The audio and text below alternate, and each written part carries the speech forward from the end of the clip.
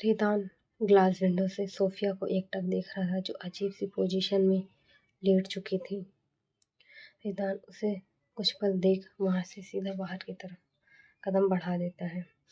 कुछ वक्त बाद रेदान एक खंडरनुमा जैसी जगह पर था। वहां पर दूर दूर तक कोई आवाज नहीं आ रही थी, सिर्फ सांस की आवाज सुनने के अलावा। रेदान एक हाथ जेब में डाले दूसरे हाथ से में सिगार जलाए उसे अपने सख्त होठों से लगा लेता है।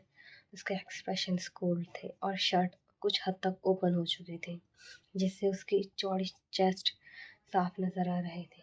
वो कुछ कदम आगे बढ़ने के बाद एक चेयर पर बैठ जाता है। उसने हैंडल पर अपना हाथ टिकाया हुआ था। आंखों में कोई एक्सप्रेशंस नहीं, वो बस सामने देख रहा था, जहाँ ढेर सारी लाशें पड़ी हुई थी। उन्हें देखकर साफ पता चल रहा था, ये रेदान ने ही करवाया है। रेदान उन सभी को देख रहा था, जिसमें किसी के चेहरे फटे हुए थे तो किसी के जिस्म से उनके हाथ पैर अलग हो चुके थे। कुछ लाशें हवा में लटक रही थी, जिनके शरीर से चमड़ा निकल चुका था। वो बहुत ही खौफनाक मंजर था, पर रेदान के लिए जैसे एक सेटिस्फाइंग सेशन। वो उन सब पर एक गहरी नज़र दौड़ाते हुए, नाउ तुम लोगों ने बहुत अच्छा काम किया। अगर इसी तरीके से तुम लोग काम करते रहोगे तो तुम्हारा प्रमोशन अच्छा होगा, और अगर इन लोगों की तरह मुझे दगा देने की कोशिश करी तो उस सब का हाल तो फिर भी बहुत कम है जो तुम लोग देख रहे हो। तुम लोग को सज़ा मैं खुद दूंगा, रेदान खुद देगा। बोलते हुए वो तेजी से हंसने लगता है। उसकी हंसने की आवाज़ उस खौफनाक जगह पर गूंजने लगती है। तभी उसके सामने सोफिया का चेहरा आ जाता है, और जिसके चलते ही रेदान का हाथ अपने आप ही उसके दिल वाली जगह पर चला जाता है, और वो अपने धड़कनों के पास हाथ रख अजीब तरीके से सहलाने लगता है, और फिर अपने बालों पर हाथ फेरते हुए अजीब सी स्माइल के साथ खुद से, सो लिटिल थिंग, तुम यहाँ कब्जा करना चाहती हो? मैं तुम्हें जिस्म में उतार रहा हूँ और तुम मेरे दिल पे उतर रही हो। Not bad. बोलते हुए वो सिगार के बट को जमीन पर फेंक अपने जूतों से मसलते हुए, इन सब को कब्र में दफनाओ, किसी को कुछ पता नहीं चलना चाहिए, बोलते हुए वहां से निकल जाता है। कुछ देर बाद रेदान की गाड़ी हॉस्पिटल के सामने रुकती है, और वो तेज कदमों से सोफिया के बेड की तरफ बढ़ जाता है। सोफिया हाथ में ढेर सारे फ्रूट्स लिए आराम से खा रही थी, और उस रूम में टीवी लगा हुआ था, जिसमें वो डोरेमोन देख रही थी। उसके चेहरे पर प्यारी सी मुस्कुराहट खिली हुई थी, और वो हंसते हुए उस कार्टून को और फ्रूट्स को एंजॉय कर रही थी। रेदान वापस वॉल के दूसरे साइड खड़े होकर खुद से, ये लड़की सच में बच्ची है या फिर सिर्फ मेरे सामने दिखावा कर रही है? इसे क्या लगता है इतनी आसानी से रेदान ओबराय इस पर ट्रस्ट कर लेगा? हरगिज़ नहीं। बेहतर पता है मुझे, खेल खेल रही हो ना तुम मेरे साथ, अब एक खेल रेदान ओबराय भी खेलेगा तुम्हारे साथ। बोलते हुए वो दरवाज़ा खोल अंदर आ जाता है। सोफिया, जो अभी तक टीवी में डूबी हुई थी, उसकी नज़र रेदान पर जाती है, जो उसे ही इंटेंशनली गहरी आंखों के साथ देख रहा था। सोफिया उसे इस तरीके से देख खामोशी से सीधी होकर बेड पर बैठ जाती है। रेदान उसके नज़दीक आकर, वैसे अब तुम ठीक लग रहे हो, क्या तुम ठीक हो? सोफिया हल्का सा सर हिलाते हुए, हाँ मैं ठीक हूँ, और अब हम घर चल सकते हो? क्या है ना, मुझे हॉस्पिटल बिल्कुल बर्दाश्त नहीं होता। लगा ही था तुम बिल्कुल फिट हो। तो बोलते हुए वो रुक जाता है, और एक हाथ से अपने शर्ट के बटन खोलने लगता है। सोफिया, जिसने सोचा था कि रेदान शायद हाँ बोल देगा और वो यहाँ से निकल सकेगी, रेदान को शर्ट के बटन खोलता देख उसकी सांस अटक जाती है, और वो अपनी नज़रें चुराते हुए घबरा कर, ये आप क्या कर रहे हैं? पर रेदान अब तक अपनी शर्ट अपने जिस्म से जुदा कर चुका था। वो धीमे कदमों से सोफिया की तरफ बढ़ने लगता है। सोफिया को ऐसा लगता है जैसे रेदान उसकी तरफ स्कैरी वे में आ रहा हो और उस पर अगले ही पल झपट पड़ेगा। सोफिया जल्दी से कंबल खुद के ऊपर से डालते हुए, मैं बिल्कुल ठीक नहीं हूँ, मुझे अभी भी बहुत दर्द हो रहा है, मुझे सांस नहीं आ रही है, मेरे दिल में पानी भर गया है और नाक से जूस निकल रहा है।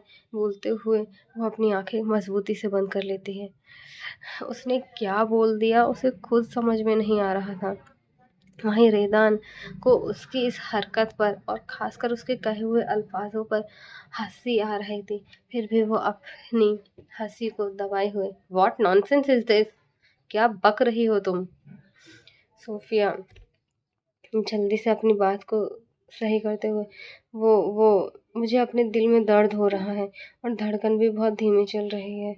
बोलते हुए वो बहुत ही कमज़ोरी वाला फेस बनाकर धीरे से अपना ब्लैंकेट चेहरे से हटाकर रेदान को देखती है, जो बिना शर्ट के उसके सामने खड़ा हुआ था। उसने रेदान को कभी ध्यान से देखा ही नहीं था। रेदान की खुली चेस्ट उसके सामने थी और उसकी वी शेप कमर के हल्का से नीचे एक टैटू बना हुआ था, जो ठीक से दिखाई नहीं दे रहा था। रेदान उसे इस तरीके से खुद को निहारता देख उसके बिल्कुल नज़दीक आकर बैठ जाता है और अगले ही पल उसे लगभग खींचते हुए अपनी गोद में बैठा लेता है। सोफिया घबराते हुए अपना सर धीरे धीरे करके ऊपर उठाती है। उसकी नज़र सीधा रेदान की गहरी काली आंखों से जाकर मिलती है, जहाँ रेदान बिना किसी इमोशंस के उसे देख रहा था, पर उसकी नज़र सोफिया के चेहरे पर नहीं थी बल्कि कहीं और थी। सोफिया उसकी नज़र को फॉलो कर खुद के देखती है, जहाँ रेदान की नज़र उसके क्लीव्स पर थी, जो अचानक से बेड से उठने और लेटने की वजह से इधर उधर हो चुका था और उसकी वो ड्रेस इधर से उधर होकर काफ़ी हद तक विजिबल हो रही थी। सोफिया जल्दी से अपनी उस ड्रेस को ठीक करती उससे पहले ही रेदान उसके हाथों को पकड़ लेता है और उसकी पीठ से लगा देता है। सोफिया उसे की इस हरकत पर घबराने लगती है और लगभग डरते हुए वो मैं क्या बोल रही थी कि मुझे मुझे ना उसे समझ ही नहीं आ रहा था वो क्या बोले। उसे बस रेदान से आज़ादी चाहिए थी फ़िलहाल तो। वहीं रेदान वहाँ पे रखा हुआ एक रिमोट उठाकर प्रेस कर देता है, जिसके साथ ही टीवी बंद हो जाती है और डोर लॉक हो जाते हैं और वहाँ पर पर्दे गिर जाते हैं। सोफिया उसकी इस हरकत पर समझ चुकी थी कि वो अब नहीं बचने वाली। रेदान सोफिया का एक हाथ पकड़कर अपनी बेल्ट पर रखते हुए, "ओपन इट।" सोफिया आंखें फाड़े रेदान को देख रही थी। उसने कभी ऐसा नहीं किया था, जो भी किया था हमेशा रेदान ही करता था और रेदान अब उससे डायरेक्ट ये बोल रहा था। उसका चेहरा शर्म से लाल हो रहा था, वो नज़रें तक नहीं मिला पा रही थी। रेदान उसके बालों में उंगली फंसाते हुए, "मैंने कहा ना, ओपन इट लिटिल थिंग। ज़्यादा परेशान नहीं करूँगा, बस थोड़ा सा टेस्ट लूँगा और कुछ नहीं।" बोलते हुए वो उसके बालों में अपनी पकड़ मजबूत कर देता है और उसकी गर्दन पर अपनी नाक धीरे धीरे करके रब करने लगता है।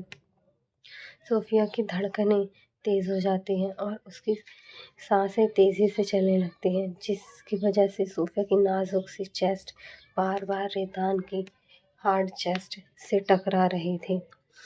रेदान उसकी बढ़ी हुई सांसों को खुद की चेस्ट पर महसूस कर आंखें बंद कर लेता है और अगले ही पल सोफिया की दोनों टांगों को अपनी कमर पर लपेट लेता है।